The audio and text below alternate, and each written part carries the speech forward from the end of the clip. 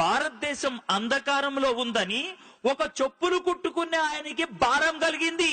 చెప్పులు కుట్టుకునే ఆయనకి భారం కలిగితే 1793 సంవత్సరం నవంబర్ 11వ తారీఖున భారతదేశంలో అడుగు పెట్టాడు ఆయన.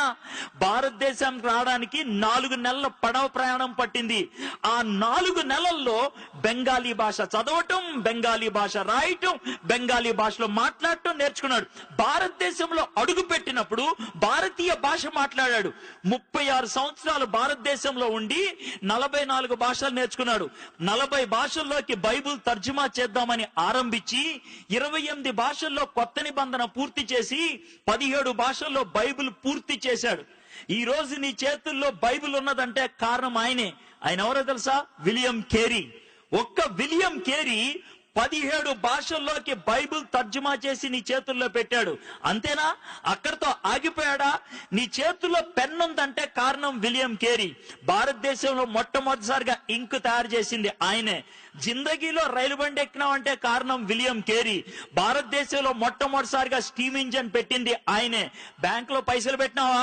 కారణం విలియం కేరీ. భారతదేశంలో మొట్టమొదటిసారిగా బ్యాంక్ పెట్టింది ఆయనే. పొద్దున్నే లేచి ఈనాడు, జై తెలంగాణ న్యూస్ పేపర్ చదివినావా? థ్యాంక్స్ చెప్పాలి విలియం కేరీకి.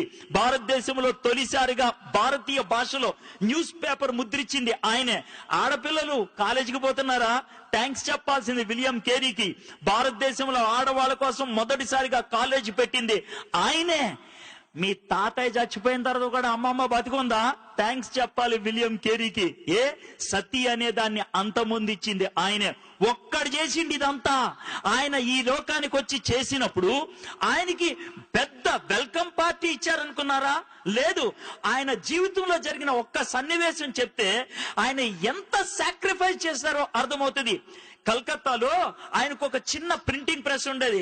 236 పేజీలు బెంగాలీ డిక్షనరీని ఆ రోజే ముద్రించి కట్లగా నిలబెట్టి మిగిలిన పేజీలు ముద్రిద్దాం అనుకునే లోపల ఇంటి దగ్గర నుంచి ఒక పనోడు పరిగెట్టుకుంటా వచ్చాడు. వచ్చి, సార్ మీ భార్యకి పిచ్చి ఎక్కిందంట. ఎందుకు ఎక్కిందో తెలుసా భార్యకి పిచ్చి? వాళ్ళ కొడుకు చచ్చిపోయాడు.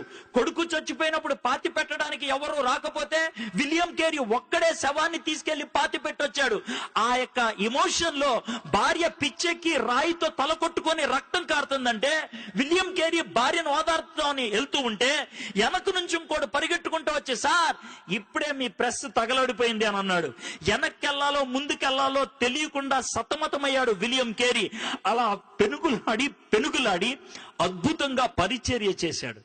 ఆ విధంగా పెనుగులాడే వాళ్ళు ఉండి పరిచర్య చేశారు కాబట్టి ఈ దినాన్న కుర్చీల మీద కూర్చొని లైటుల కింద ఈ విధంగా వాక్యాన్ని వినడానికి అవకాశం దొరికింది. అది ఉచితంగా రాలా. ఎవడో ప్రాణం పెడితే వచ్చింది, ఎవరో సాహసిస్తే వచ్చింది. దేవుడు నేర్పించే పాఠం ఏంటి తెలుసా? నువ్వు నాకు చెందిన వ్యక్తివి అని చెప్తావా? నన్ను నువ్వు దేవుడు అని పిలుస్తావా? యేసే అంటున్న మాట ఇది. మీలో నన్ను ఎవరైనా గురువు అని పిలవదలుచుకుంటే, నా శిష్యులు అవ్వాలి అనుకుంటే గుర్తుపెట్టుకోండి, ఒకటే ఒక కండిషన్. మిమ్మల్ని మీరు కాదనుకోవాలా, మీ సిలువెత్తి నన్ను వెంబడించాలా. సిలువెత్తి వెంబడించడం అంటే గోల్డెన్ క్రాస్ మెల్ల వేసుకొని రావటం కాదు. సస్తే పాతి పెట్టడానికి రెడీ అయ్యే సమాధి పెట్టిని తీసుకొని రావడం, చావటానికి తెగించటం. హలో, క్రైస్తవుడు అని పిలిపించుకోవాలనుకున్నట్లయితే ఆ దమ్ముండాలా.